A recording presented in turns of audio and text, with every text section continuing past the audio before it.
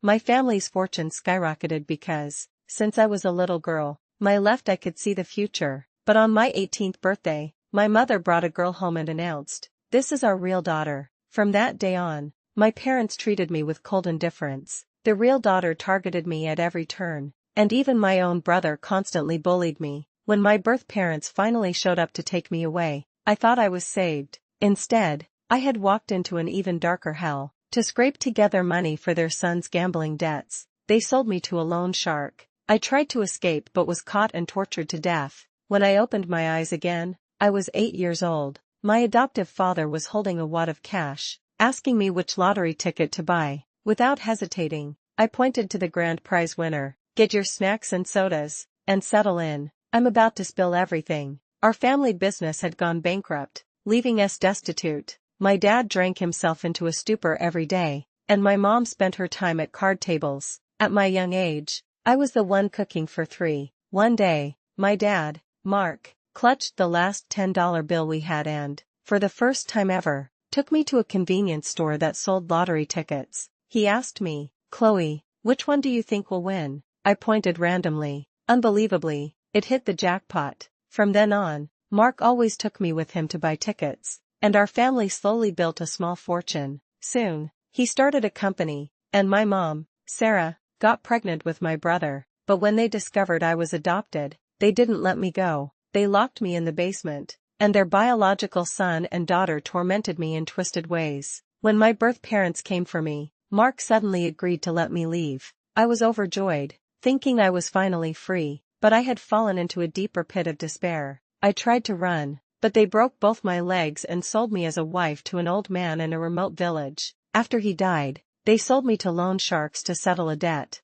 It wasn't until I was tortured to death that I understood the truth. Mark kicked me out because I could no longer predict lottery numbers. The one who broke my legs was the real daughter, jealous of the good life I'd had, and the one who sold me to the loan sharks was my own adoptive brother, terrified I'd come back and claim a piece of the family fortune. They were all more ruthless than the last. Without my lottery winnings, Mark and Sarah would have squandered everything and been left with nothing, certainly not a $200 million net worth. Without the luck I brought, my brother Kevin would never have been born, let alone get into a top-tier university's finance program. Regret washed over me like a tidal wave. Then, I opened my eyes. I was 8 years old again. "Chloe, which lottery ticket should Dad buy?" That familiar voice. I blinked, looking around in a daze. The familiar street, the familiar hand holding mine, the familiar person. Had I been reborn? Joy surged through me, but before I could decide whether to help the Andersons change their fate,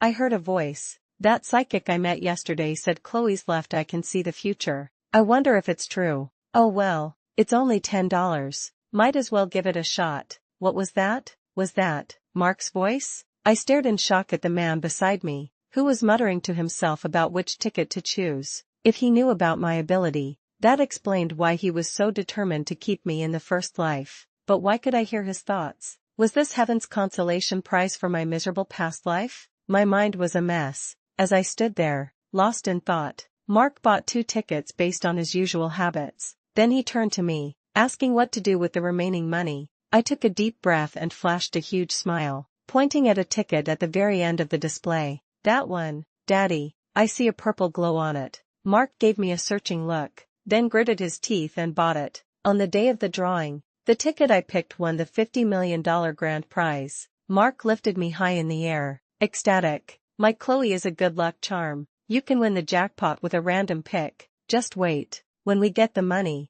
Daddy will buy you a huge cake." Looks like that psychic was right. Chloe's I really can see the future. With this power, I'll be rich in no time. Where he couldn't see, a cold smile spread across my face. I couldn't wait to see how he'd react when the fortune he cherished so much was threatened by his own son. Just like in my previous life, soon after the lottery win, Sarah found out she was pregnant. The Anderson family's luck continued to soar. With the millions in winnings, Mark started his business. With my childish suggestions, the money rolled in even faster than before, and he founded his corporation 2 years ahead of schedule. He was so happy he decided to take us on a family trip abroad, but on the way to the airport, we got into a car accident. "Hey, did you hear about the guy in the next room? The one who had to have his leg amputated?" "No, why?" It's because the son his wife is carrying is a jinx, sucked all his good luck away. No way. Luck doesn't work like that. Don't be so sure. My cousin's family had a daughter first, then won the lottery. After they had a son,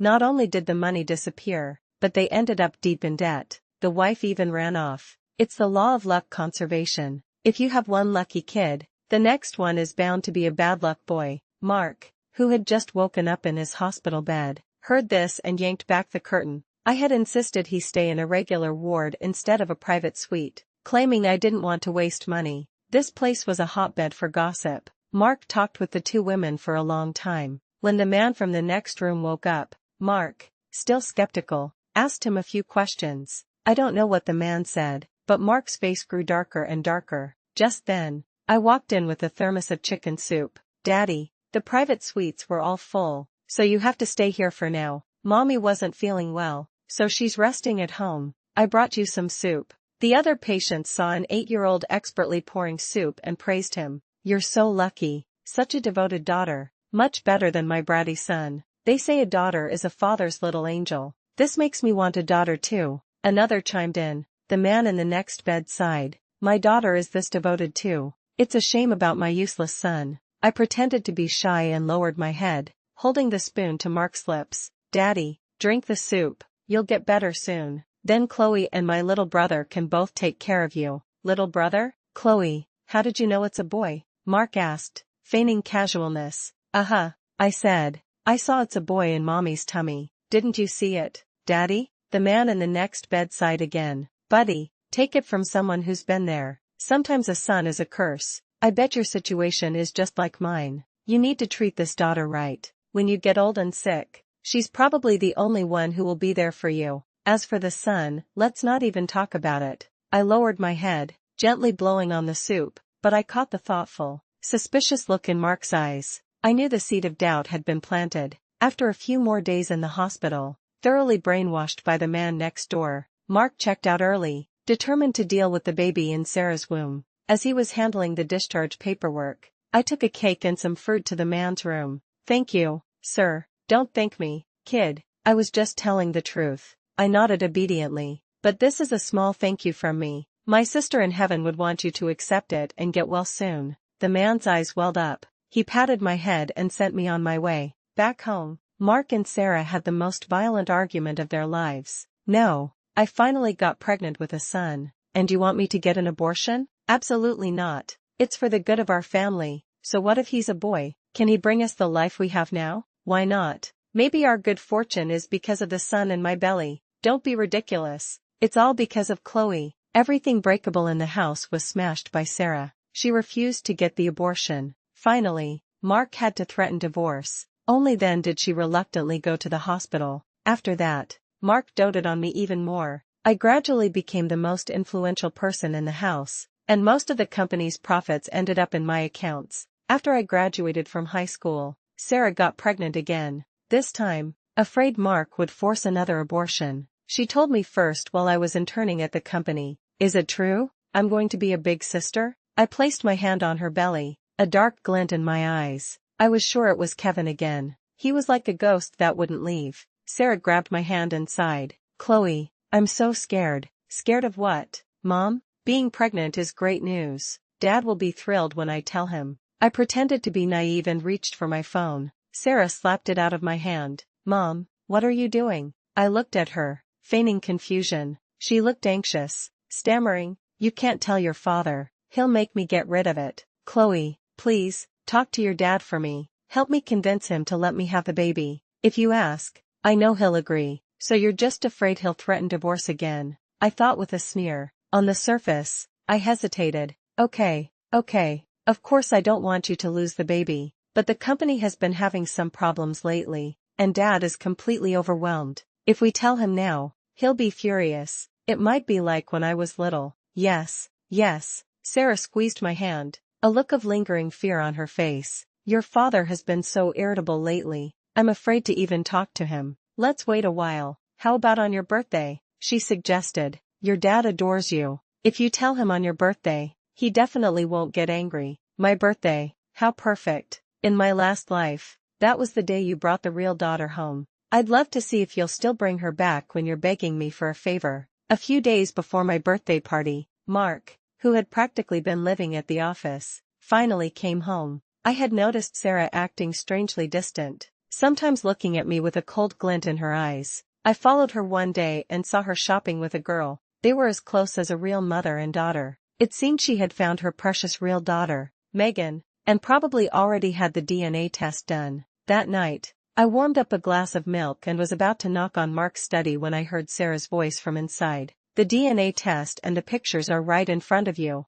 That's our biological daughter. Why won't you bring her home? Sarah was sobbing hysterically. Too bad a woman's tears had no effect on a man as corroded by greed as Mark. Years of climbing the corporate ladder had turned him into a cold, ruthless businessman. I went back to my room and pulled up the security camera feed from the study on my laptop. I watched Mark slam the file on his desk, sending photos scattering across the floor. Drinking, gambling, school bullying, and grades so bad she couldn't even get into a state college? That thing is supposed to be an Anderson? To represent our family? Sarah, I'm warning you. This family has only one daughter, and that's Chloe. If you dare bring that useless trash home, you'll see what I do to you. Sarah didn't care. She was insistent. In a rage, Mark slapped her across the face. She stared at him in disbelief, then pointed a trembling finger. You're truly heartless, she screamed, storming out. TSK, you can't handle this? What will you do later? I sighed,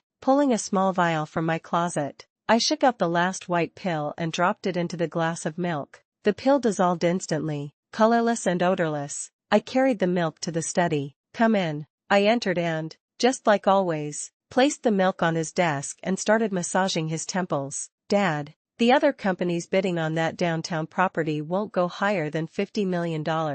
I'll send you the exact numbers later. Don't overbid at the auction. Mark raised a hand, and I stopped. The development prospects for that downtown land aren't great, he said. I smiled. If they're not great, why are so many people competing for it? The prospects might not be great now, but that might not be true in 2 years. True. Your judgment has never been wrong, he said, patting my hand affectionately. Your 18th birthday is in a few days. We have to celebrate properly. Your mother has been under a lot of stress lately. She's not thinking straight. Don't listen to anything she says. I nodded obediently, watching him drink the entire glass of milk before leaving with a smirk. For years, I had schemed to put him at the top, to make him see my value, my obedience. All of it was to ensure the real daughter could never, ever be welcomed back into this house. I wanted to see who he would choose, a brilliant, loyal, and profitable false daughter raised by his side, or a biologically related but worthless real one. My birthday gala was crawling with not just Anderson family relatives, but also titans of the business world. After 10 years of development in New York, the Anderson family was nearly untouchable. I wore a sleek mermaid gown, my hair in an elegant updo, and mingled with the corporate CEOs on Mark's arm. Mark, your daughter has grown into a true beauty. Has she been spoken for yet? If not, you have to consider my son. You've raised her well, Mark. I hear the Ivy Leagues are already calling for Chloe. It's truly impressive. I heard Chloe just sealed that big robotics deal. So young and so capable. These praises made Mark beam with pride. The party was less a celebration and more a networking event for the elite, and I was already representing the company's highest level of decision-making. Suddenly, a commotion erupted at the entrance. Mark and I followed everyone's gaze and saw Sarah walking in with a girl. The red dress she wore didn't make her look chic. It made her look like a circus clown. The tattoos visible on her exposed skin were enough to make the other guests grimace in distaste. Why did Sarah bring that piece of trash here? She's going to ruin my reputation. Mark was fuming internally, though his face remained a calm mask. I watched silently as Sarah led the girl right up to me. Mom, who is this? Before Sarah could speak, the girl lunged forward. I'm the real daughter of this family. You're just a fake who stole my life for 18 years, she declared, looking at me with arrogant disdain. Mark shot Sarah a furious glare. Insolence. Who let you cause a scene here? He glanced at me, and I immediately smiled and stepped onto the stage. Honored guests, the banquet is ready on the 2nd floor. Please feel free to make your way up. The guests, sensing a family drama, quietly headed upstairs. Mark told me to go entertain them, but I looked at him with concern. Dad, please talk things out. Don't get physical. Mom is pregnant, remember? Pregnant? What pregnant? Mark looked at Sarah, a shadow of her past pregnancies crossing his face. I turned and started up the grand staircase. Suddenly, I felt a cold, hateful stare on my back. I turned to see the real daughter, Megan, glaring at me. I just smirked and gave her the middle finger. Moron. Both mother and daughter are morons. The party ended, and I never saw Sarah or Megan again that evening. But James, the butler, told me, Sir was furious. He even hit Madam. They might get a divorce. They're still in the study. Passing the study, I could hear sobbing and yelling from inside. He had warned her just days ago, but my dear adoptive mother just wouldn't listen. I went to my room, changed, and went to the study without even taking off my makeup. Just as I walked in, a vase shattered at my feet. I looked up to see Sarah, her cheek swollen and red, holding a shard of the broken vase to her own throat. Letting my own daughter be cast out, it breaks my heart. If you're really going to throw her out, then throw me and the son in my belly out with her. Who gave you the guts for this performance? Are you happy now? Megan suddenly lunged at me from the side.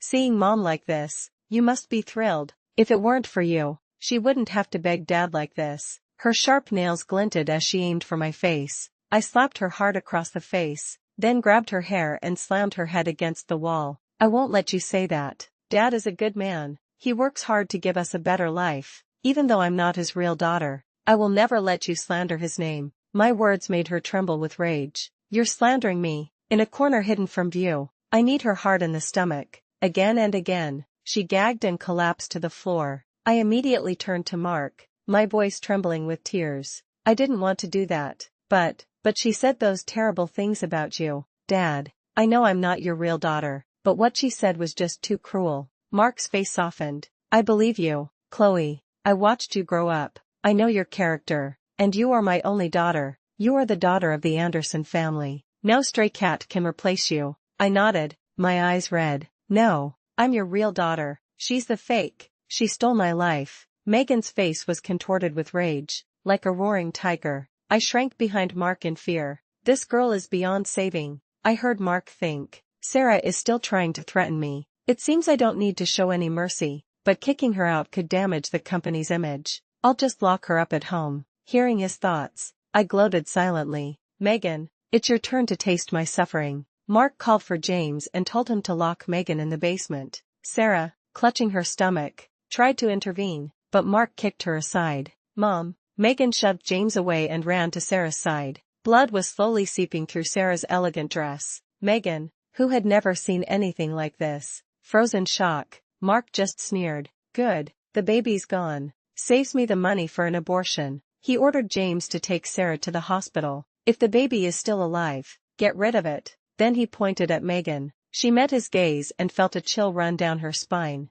Lock her in the basement. He slammed the door and left. Sarah, her face red with rage, started screaming curses, eventually including me. It's all because of you, you bitch. You made me lose my son. I will never forgive you. As James dragged Megan to the basement, I knelt down in front of Sarah and whispered, Mommy, your little boy doesn't want you anymore. I saw him. It's the same little boy from last time. He came back for you because you abandoned him, and now you've done it again. He's very sad, so he's decided to come visit you tonight and ask you why you didn't want him. Sarah knew about my ability to see the future. My words filled her with terror. She miscarried. It was a fully formed baby boy. I saw the birthmark on his arm, the same one Kevin had in my past life. A shame he got off so easy. Mark's mental state deteriorated. He became increasingly irritable and volatile, tolerating no dissent from anyone but me. He left Sarah at the hospital, completely ignoring her. The mansion was quiet. James led me to the basement. As soon as the door opened, Megan, chained by her limbs, lunged at me, then retreated in terror when she saw who it was. What are you doing here? Are you here to laugh at me? Of course not, I said with an innocent smile. I'm here to make you happy. I walked to the side and pulled a rope. A collection of torture implements descended from the ceiling, making Megan's face drain of color. I had this basement custom built for her. I had treated her so well in our past life, but how did she repay me? She whipped me with a lash dipped in chilly water. She pressed a red-hot iron to my face. She called me a bitch, a bastard. She said I stole her life and caused her to be abused by my biological parents. She blamed me for all her misfortunes. Now, I was simply going to return the favor. Megan's screams echoed through the basement, but the staff upstairs kept their heads down in silence. When I was done, I handed the whip to James. Anywhere but the face is fair game. You remember what she did to your daughter. Now's your chance. Don't miss it. Megan watched in horror as James picked up a thicker whip and dipped it in the chilly water. James's daughter went to the same school as Megan. She was beautiful and brilliant, and when the most popular boy in school asked her out, Megan destroyed her. A girl with a bright future. Her life snuffed out by Megan on a cold, concrete floor. Megan truly deserved to die. While Megan was being tortured in the basement, Mark and Sarah were completely unaware, because they were having another explosive fight. My biological parents had shown up, demanding to take their real daughter, me, back. Sarah, having lost her son, was now desperate for her biological daughter to be recognized so she could inherit the family fortune. But Mark refused. He said he would send Megan back and just give them some money to get rid of him. You're an animal. You don't want your own son or your own daughter. I'm an animal? I do this so our family can have a better life. Where do you think the money you lose at the card table comes from? Does it grow on trees? Seeing they were about to come to blows, I stepped in. Dad, Mom, please don't fight. Maybe I should just go back with my real parents. My sister has suffered so much all these years. She shouldn't have to go back in my place. Sarah sneered. It's nice you have some self-awareness for once. Mom, I said sweetly, you've already lost your son. I can't let you lose your daughter too. Mentioning her son made Sarah's face cloud over. Chloe, stay out of this. Just manage the company, Mark said flatly. Sarah's eyes widened in fury. You really want to send Megan back? Fearing he would actually do it, her tone softened. She tried to compromise. How about this? Let Megan stay as our adopted daughter, and Chloe doesn't have to leave, okay? I promise I'll keep an eye on Megan and make sure she doesn't embarrass the company. Mom, you're wrong about one thing, I interjected. Megan isn't qualified to represent the company, so there's no way she could embarrass it. Sarah's hand, pointing at me, began to tremble. Fine, we'll do it that way, Mark said,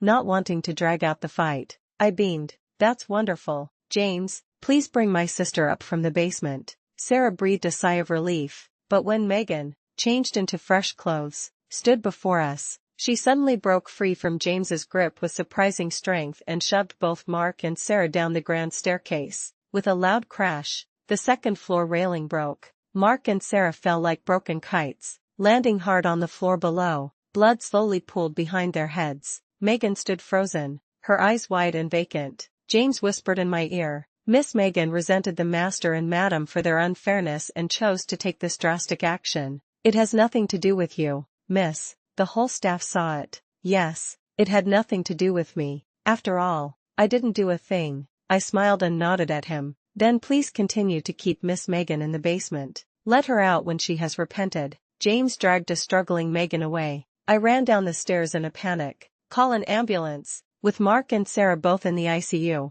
the company was left without a leader. As the Anderson heiress, I took over. All assets under the Anderson name were transferred to me. On my first day, I fired every Anderson relative from the company and replaced all of Mark's old policies with my own. 3 days later, I met my biological parents again, the butchers who killed me in my past life. They sat across from me, fawning over me, pouring me water. Daughter, you've done well for yourself. You should help out your brother, right? My biological father said, rubbing his hands together. Oh, really? So you've had it rough all these years? I gasped, covering my mouth. That just makes me so happy. What did you say, you little brat? My biological mother slammed the table, a stream of curses escaping her lips before my father pulled her back down. Honey, don't listen to your mother. We know you're a good daughter. You wouldn't have the heart to let your parents and brother suffer, would you? Is that so? I put down my glass. Of course not. I won't let you suffer. I'll make you suffer. I slid an envelope across the table. $5,000. To buy my way out of the debt of being born to you. My father's face fell, the fake smile vanishing. What's the meaning of this? You want to cut ties with us? I scoffed. What ties? You provided the sperm. She carried me. Neither of you raised me. What relationship is there to speak of? Besides, I think $5,000 is more than generous. I motioned for James to show them the photos. As their faces grew increasingly strange, I continued. If you want to keep harassing me, that's fine. My lawyers are not for show. And if your precious son's past deeds come to light in the process, well, that would be a shame. After a few seconds of silence, my father said, "It's not enough." "Fine," I said. "I'll let you take Megan with you." They exchanged a look, clutched the photos, and agreed. That night, they carried an unconscious Megan out of the house. I stood at the door, watching them leave. James stood beside me, his voice filled with indignation. "You're just letting them off that easily? Their son is no good." "Of course not," I replied. "I just told them to take Megan. I never said I wouldn't call the police. I wouldn't do something like ruin a person's reputation. But Megan deserves a little punishment to appease my anger, and yours." After that, I devoted all my energy to the company, while James monitored Megan's whereabouts. According to him, when Megan realized she was back with my biological parents, she tried to escape, but they broke her legs and locked her up. Just like in my past life, Megan was sold to an old man in a village, but this time, Megan killed him with a pair of scissors. She escaped, only to run into my biological father, who was being chased by loan sharks. He sold Megan to them to clear his debt. In the process, Megan was badly injured. Eventually, the police caught them all. Megan, my biological father, and the loan sharks were all arrested. My father was sentenced for human trafficking. Megan was sentenced for manslaughter. And through my father, they uncovered his precious son's crimes, bullying female students and collaborating with Megan to murder James's daughter. So my dear biological brother was sentenced too. The loan sharks were convicted of illegal lending. My biological mother couldn't handle the news and drowned herself in a river. I took this good news with me to the hospital to visit Mark and Sarah. They were out of danger, but they had lost the ability to speak and would be bedridden for the rest of their lives. And the one who caused all this was their beloved daughter, Megan. I folded 2 newspapers and placed them on their respective nightstands. "See, Megan is in prison. Aren't you happy?" Watching them gurgle and squirm, I couldn't help but chuckle. "Ah, it seems you can't share my joy." I walked over to Mark's bed and took out a small vial. "For years, I've been putting a drug in the milk you drank every night. It makes you irritable and prone to mood swings. Every time I saw you rage at Mom, I was so delighted. Dear Daddy, you can go in peace now. Your son will be waiting to greet you on the other side. After all, you killed him both times. And those things you heard in the hospital back then? Don't take them seriously. I paid people to tell you that." Watching the man struggle helplessly on the bed, a look of utter disbelief on his face, my gaze turned to ice. I reached out, grasped his oxygen tube, and gave it a gentle pull. The machine let out a piercing shriek, but not a single doctor or nurse came running. Then I turned to Sarah, watching her try to escape but being unable to move. I laughed. "Don't worry, Mom, I won't do anything to you. After all, letting you live to see your daughter in jail and your husband dead is a much better torture than a quick death." I thoughtfully closed the window for her and walked away, not once looking back, no matter how much commotion came from behind me. Stepping out of the hospital, the sun was bright. The last trace of antiseptic smell was carried away by the wind. The sunlight enveloped me, warm and just right. Everything was just right. "Go on, Chloe. Start your new life.